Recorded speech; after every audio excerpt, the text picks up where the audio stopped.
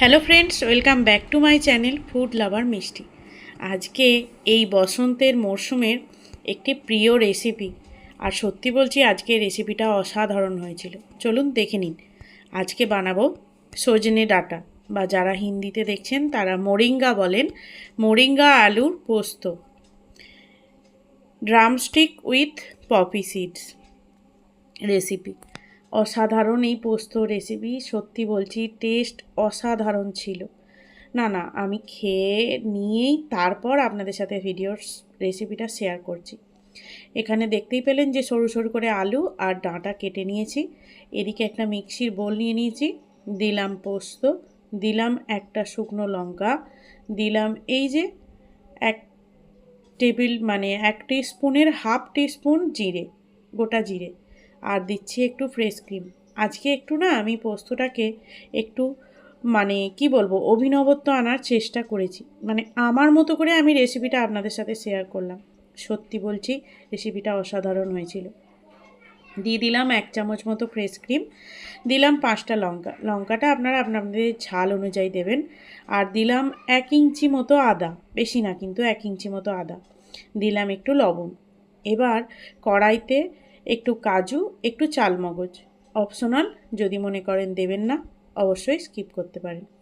আমি যে গ্যাসে কড়াই বসালাম, বসিয়ে এই কাজু আর চালমগজটা একটু ড্রাই রোস্ট করে নেব, যাতে টেস্টটা বেশ সুন্দর লাগে। আমি অপশনাল বলেই দিলাম, যদি মনে হয় যে বাড়িতে নেই নাও দিতে পারেন, তাতেও টেস্ট ভালোই হবে।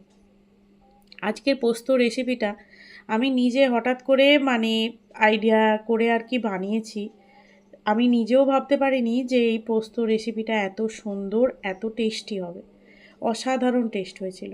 আর পোস্ত বানাতে গেলে, পোস্ত রেসিপি তৈরি করতে গেলে সবসময় সর্ষের তেল ব্যবহার করবেন, কারণ সর্ষে আর পোস্তর এক দারুণ মেলবন্ধন। অসাধারণ সেন্ট, অসাধারণ স্বাদ হয়। তেল দিলাম, দেওয়ার পরে দিয়ে দিলাম কালো জিরে। অবশ্যই পোস্ততে মাস্ট ফোড়নে কালো জিরে দেবেনই দেবেন। দিয়ে দিলাম, দেখুন কালো জিরেটা একটু ভাজা হলো। এরপরে ডাঁটা আর আলুটা একসাথেই দিয়ে দেবো, কোনো আলাদা আলাদা করে ভাজার দরকার নেই। রান্নার মধ্যে যারা বলেন ওই যে আলাদা আলাদাভাবে ভাজলে টেস্ট ভালো হয়, না, রান্নার যে উপকরণগুলো দিচ্ছেন সেগুলো ঠিক সঠিকভাবে পরিমাণ মতো দিয়ে, আর রান্নার টেস্ট ভালো হয় হচ্ছে কষানোতে। আপনি যদি গ্যাস কম করে কিছুক্ষণ কিছু টাইম নিয়ে কষিয়ে কষিয়ে রান্না করেন না, রান্নার টেস্ট এমনিই দ্বিগুণ হয়ে যাবে। সত্যি কথা বললাম। দিলাম লবণ, আর ওই যে পেস্টটা, সুন্দর একটা স্মুথ পেস্ট বানিয়ে নিলাম। এদিকে ডাঁটা আলুটা খুব লাল করে কিন্তু ভাজলে হবে না, তাহলে কিন্তু ডাঁটার যে একটা গন্ধ, একটা যে স্বাদ, সেটা কিন্তু নষ্ট হয়ে যাবে। দেখুন আমার ডাঁটা ভাজাটা দেখুন, রঙটাও বজায় আছে, অথচ ভাজাও হয়েছে হালকা। এবার দিয়ে দিলাম ওই পেস্টটা ওর মধ্যে দিয়ে একটু জাস্ট নাড়াচাড়া, ধরুন ওই 1 মিনিট, হ্যাঁ 1 মিনিট নাড়াচাড়া করেই এর মধ্যে জল দিয়ে দিতে হবে। নাহলে পোস্ত আবার বেশি ভাজলে পোস্তর যে গন্ধটা সেটা চলে যায়। রেসিপির মধ্যে কিছু নতুনত্ব আনতে চেষ্টা করতে হবে। আর রান্নার মধ্যে নতুনত্ব আনতে গেলে সেটাকে কষানোর ওপর নির্ভর করে রান্না সুন্দর টেস্ট হওয়ার জন্য। বুঝতে পেরেছেন? কারণ আমি ট্রাই করি তো, আমি তাই বললাম আর কি। আর একদম এর মধ্যে কোনো লুকোছাপি নেই, আমি একদম পুরো রেসিপিটা আমি যেভাবে বানিয়েছি সেভাবেই আপনাদের সাথে শেয়ার করছি। এর মধ্যে কোনো কিছু নেই, তাই বললাম আর কি। দেখুন জল দিয়ে দিলাম পরিমাণ মতো, এরপর একটা ঢাকা চাপা দিয়ে দিলাম, কারণ সিদ্ধ হতে সময় লাগবে আলুটা এবং ডাঁটাটা।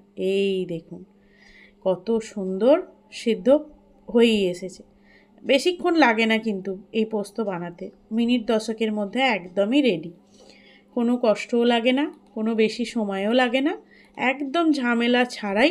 একটা মিক্সার মেশিন থাকলেই রেসিপিটা দারুণ। হ্যাঁ, যারা শিলে বেটে মনে করেন যে পোস্তর স্বাদ বেশি হয়, অবশ্যই শিলে বেটেও ট্রাই করতে পারেন, বলতেও পারেন। কিন্তু আমার কিন্তু ওই শিলে বাটা বা মিক্সিতে বাটার টেস্ট আমার তো মনে হয় না কিছু আলাদা। আজকের পোস্ত রেসিপিটা অসাধারণ হয়েছিল, সত্যি বললাম, আবারও বললাম, কারণ আমার এই রেসিপিটা এখন দেখে এখনও অবধি লোভ লাগছে। এত সুন্দর এর গন্ধ, এত সুন্দর এর স্বাদ। দেখুন হয়ে যাবার পর কালারটাও চেঞ্জ হয়ে গেছে। এবার চলুন আমি সার্ভ করে নিই। গরম গরম ডাঁটা আলু পোস্ত, আমরা বাঙালিরা ডাঁটা বলি, যারা হিন্দিতে বলেন মোরিঙ্গা, ইংলিশে ড্রামস্টিক। তো যাই বলেন, বাঙালির প্রিয় পোস্ত রেসিপি। এই সময়তেই এই ডাঁটাটা পাওয়া যাবে, এরপর আর পাওয়া যাবে না।